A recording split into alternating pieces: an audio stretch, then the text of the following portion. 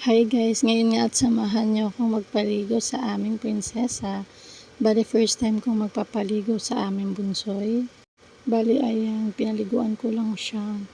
Ayan yung mga karaniwang nakikita ko and una ko binabasa is yung hair niya. After nun ayan, pupunasan lang natin siya para hindi siya ginawin or lamigin. Tapos ayan, binalutan ko lang yung tiyan niya ng lampin para meron siyang takip dyan. And ayan, kinukuskus-kuskus ko lang siya. Mabilisan lang kasi nga iiyak na siya and ayan siya. Bali hindi na struggle yung pagpapaligo kasi natanggal naman na yung pusod niya. Kaya okay na ako magpaligo sa kanya. Ayan, binanlawan ko lang siya. Binaliktad, pinatalikod para makuskus natin yung likod niya.